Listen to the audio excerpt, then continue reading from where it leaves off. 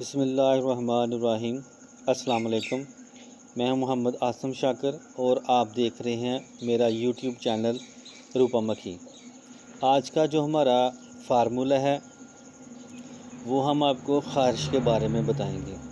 ख़ारिश खुश्क हो या तार हो, यानी कि फिंसियों वाली या फोड़ों वाली, उसके बारे में हम आपको फार्मूला बताएंगे। तो आप इसको इस्तेमाल करें तो इंशाअल्लाह 100% जो है ना आपको अच्छा रिज़ल्ट मिलेगा।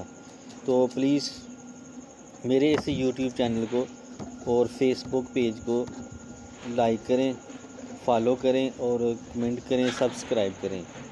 तो चलते हैं सीधे फार्मूले की तरफ। तो आपने अजवाइन खुश्क ले ले अजवाइन तुखम अजवाइन ले लेनी है, तुखम हरमल ले लेना है। ये दोनों चीज़ें 10 ग्राम ले लेनी है और प्याज 10 ग्राम। इन तीनों चीज़ों को अच्छी तरह ब्रीक कर लेना है। उसके बाद आपने गंधक आंवला सार ले लेना है और काला चढ़, सफ़ेदा, काशकरी हर एक 2 ग्राम।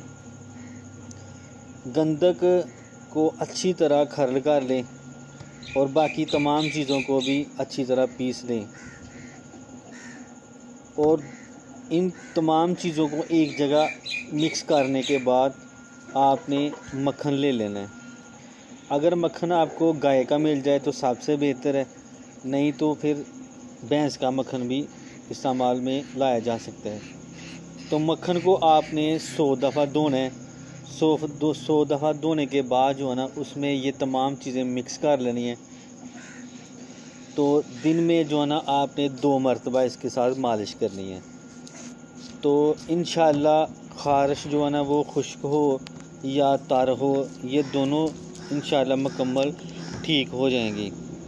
तो ये था हमारा आज का फार्मूला। तो प्लीज़ मेरे इस यूट्यूब चैनल को सब्सक्राइब करें, फॉलो करें, लाइक करें। तो इसके साथ ही हम इजाज़त चाहते हैं, मिलेंगे दोबारा इंशाअल्लाह नेक्स्ट वीडियो के साथ। अल्लाह हाफ़िज़, अस्सलाम वालेकुम।